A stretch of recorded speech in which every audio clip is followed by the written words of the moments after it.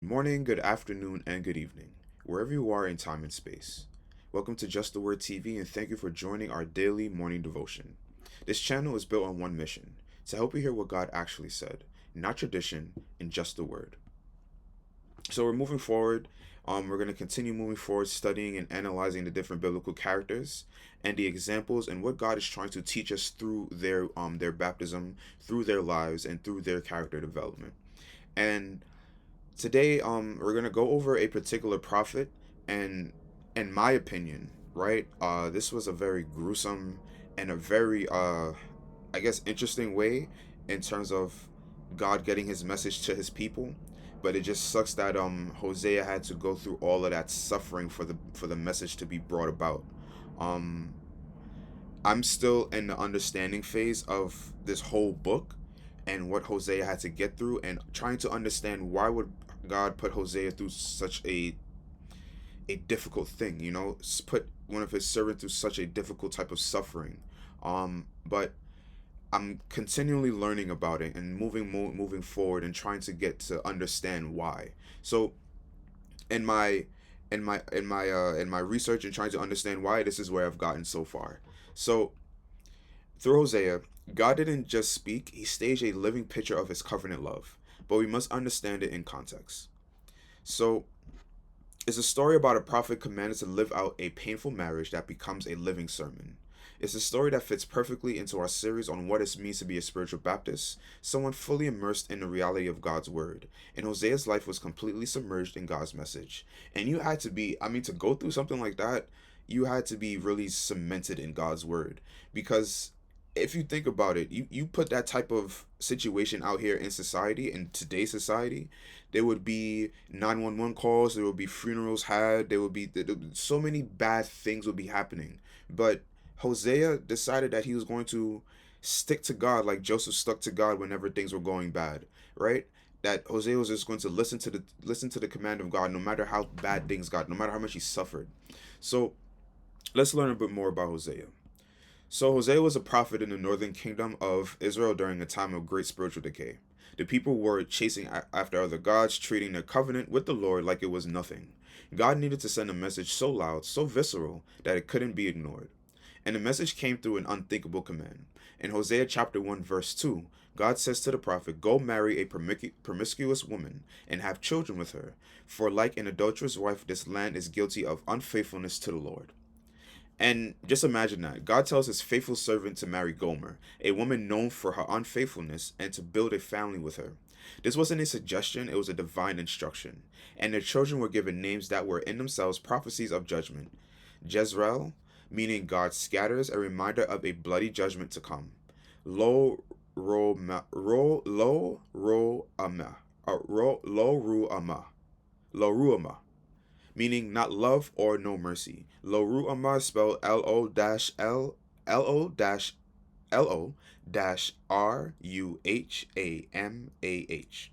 and Lo Amini, meaning not my people. And Lo Amini is spelled Lo-Ammi. So every time Hosea called his children's names, he was speaking God's words of judgment over a nation that had abandoned him. His home life had become a public billboard of Israel's spiritual adultery. Now we have to stop here and be absolutely clear. Hosea's marriage was a prophetic picture and not a personal model for us.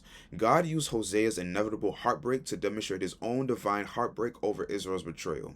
Hosea's heartbreak was God's sermon and not God's pattern. And we'll come back to this because it's very crucial not to misinterpret this powerful symbol act. Why am I saying this? In the past, I've had someone tell me, well, God told Hosea to marry Gomer, so why is it so bad? I'm going to explain to you why this is so bad and why we're not supposed to take acts that are in the Bible and take them out literally. Context, context, context. So let's go to the first pillar. The word baptized heart. To be word baptized means to be so immersed in God's truth that your life becomes a reflection of it. Hosea's life was a word in action. Was the word in action. He didn't just speak God's message, he wore it. He felt it in the deepest, most personal parts of his life.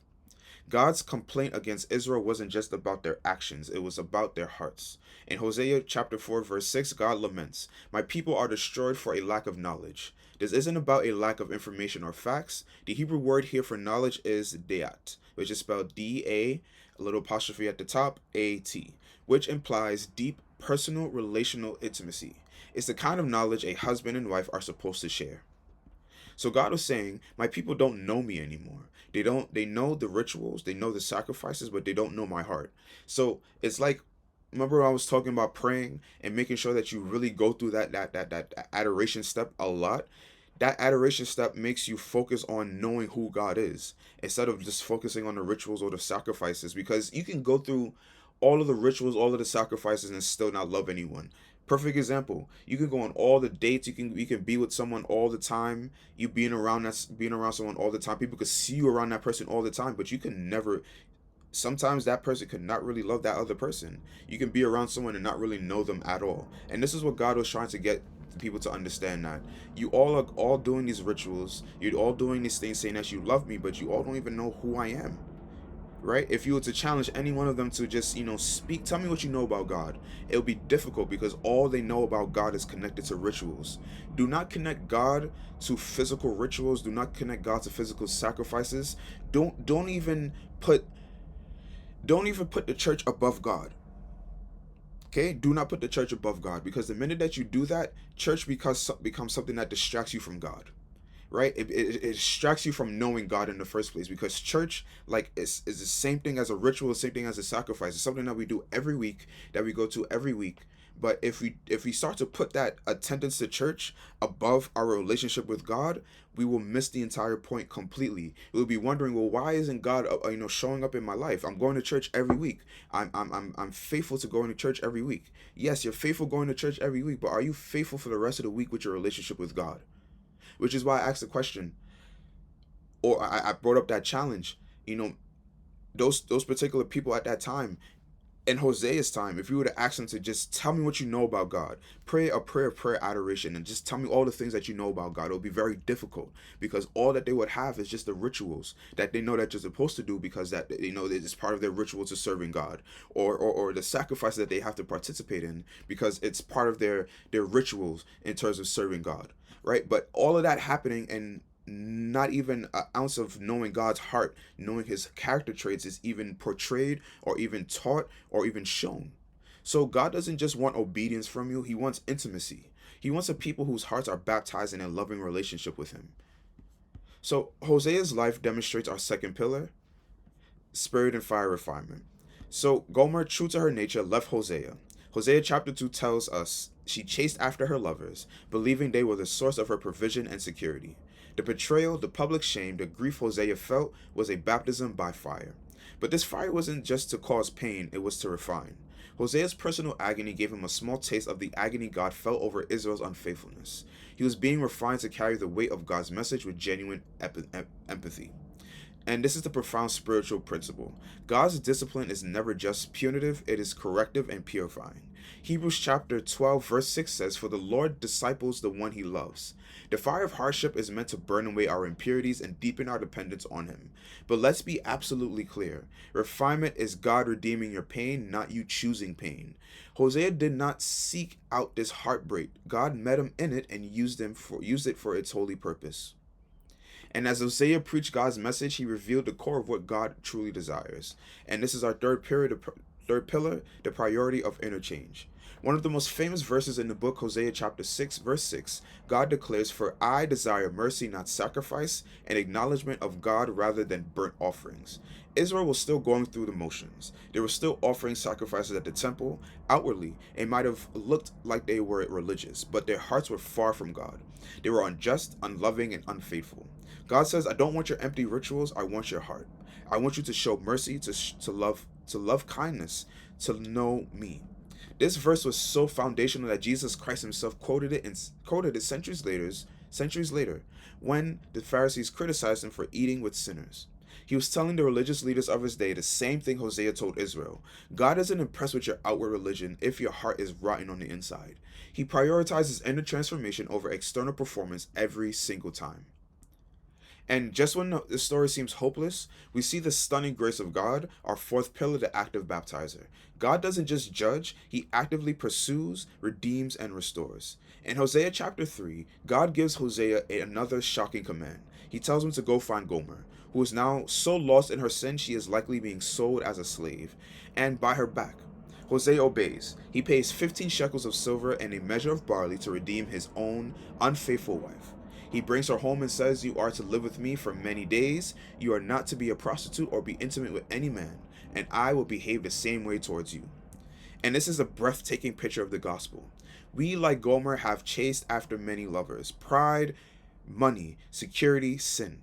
We've made ourselves slaves, and God, the faithful husband, steps into the marketplace of our sin and buys us back at an infinite cost, the blood of his son Jesus. He is the active baptizer, immersing his people in his own redeeming love.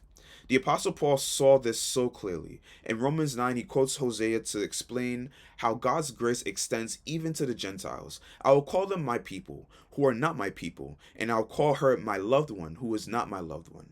The very names of judgment given to Hosea's children, not my people, not loved, are reversed by the redeeming love of God.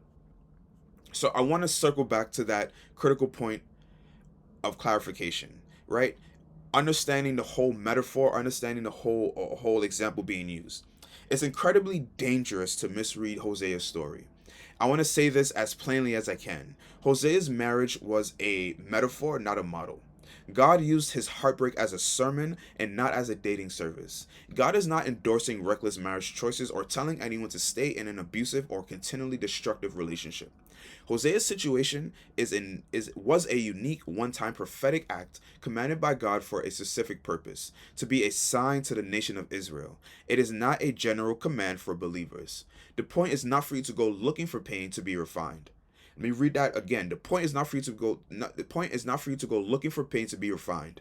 And the point is that when pain and betrayal finds you in this fallen world, God is faithful to redeem it and use it for his glory, just as he did with Hosea.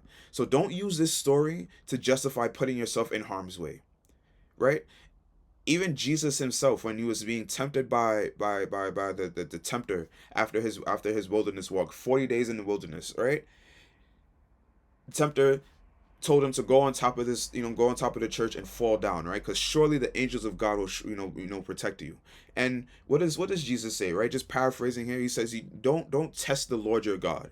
Don't put the Lord your God in that particular test. So what you do here, right? When you try to when you put yourself in harm's way, you're enacting that same thing. You're allowing the tempter to take control of you in that sense, and putting yourself in harm's way. We're not supposed to do that. You're not supposed to be testing the power of God in that way. We're supposed to be allowing the power of God to move when it's supposed to be moving, and not to be testing it in that particular. So don't put yourself in harm's way. Is the message that I'm trying to get to you here as well. This was supposed to be something to reflect or give you an idea on what is going on in terms of the relationship between God and his creation. Not for you to go and pick up and say, or for you to give someone the advice, oh, well, God told Hosea to marry Gomer. So what is the problem? No. God told Hosea to marry Gomer to prove a point, to show a relationship flaw that was going on between him and his creation. So, what is the ultimate legacy of Hosea's life and message? It shows us that God's covenant with his people is not a cold, sterile business contract. The covenant is not a contract, it's a marriage. A contract is broken by failure. A marriage covenant, in God's eyes, is meant to be defined by steadfast, pursuing, redemptive love, even in the face of failure. Hosea's life is a powerful foreshadowing of Christ, the ultimate bridegroom, who lays down his life to redeem his bride, the church. The real invitation from this book is not to find a Gomer to save, but to recognize the Gomer in our own hearts and run to the only Hosea who can truly redeem us, Jesus Christ. It is a call to intimacy with God and not an excuse for sin. So I want you to ask yourself this personal question. Ask yourself honestly, am I giving God's rituals, or am I giving him intimacy? Am I just showing up, or is my heart truly engaged with him? Really ask yourself the question. Are you going through the motions of maybe, let's say, going to church every week and not really focusing on the relationship with God, right? Actually really think about that. I had something that I had to really think about as well. A lot of the things that I do, sometimes, it might seem great because it concerns God, but if it starts to, pull my focus away from what God has given to me in terms of provision or whatever blessings have God has put into my life, there's something that has to be said or has to be addressed with it, right? What I want you all to understand is this: no matter how godly the religious act may seem, no matter how praised you may be, no matter how much you may be praised for going to church every week, going to church every Sunday, no matter how much you're praised for going to every church event that is out there, that is, there available for you to go to, that you fill up your weekend with it, no matter how much you do that, it still does not take or does not replace a relationship, a true intimate relationship with God. So my ask today, right, as we're learning about spiritual baptistness, as we're learning about the different characters in the Bible, please, please, please, please, please, please, please put priority on your relationship with God. You're gonna hear me say this all the time. Matthew 6:33. Seek ye first the kingdom of God and his righteousness, and all these other things shall be added onto you. So keep that relationship at the forefront. That is the most important thing. If you're looking for some type of healing, continue developing in God. If you're looking for some type of blessing to get you through, continue developing in God. If you're looking for some type of provision to take care of yourself, you're looking for God to provide an opportunity of provision, keep developing yourself. Because when you keep developing yourself, you keep the worry of trying to get those things out. You keep the worry out of your mind. You keep your focus on development, because when you do that, all of the worry, all of the sadness, all of the depression that comes with holding on to those particular things, you leave it to God now. And now when you leave it to God, all you need to do is continue focusing on developing. And after a while, after, as things continue to move forward, God's power begins to unfold and his hand begins to move. But when God puts certain things into your life, understand, do not get distracted from the religious actions of other things. Remember, your relationship is with the God who is inside of here, not the God that is inside of a church. All that being said, everyone, I hope that this particular devotion, I hope that this case study gave you a understanding of Hosea, gave you an understanding of the type of relationship that we're supposed to have with God. That is not supposed to be a cold robotic relationship, but a marriage covenant. The same way that you would go and act in an intimate relationship with another person is what God is expecting out of you. To just be in a just know him, get to know who he is, understand who he is, understand by the things that he's doing, understand the type of character traits that shows that, in the beginning, for example, he created the heavens and earth. And it helped me understand that God is very creative. God is a creative type of a creative God, a God that's able to create, a God that's able to mold and create things out of nothing, or to reform things as they need to be reformed so that his presence can rest in there. So until next time, everyone, stay grounded, stay humbled, and above all else, stay aligned with just the word. Thank you.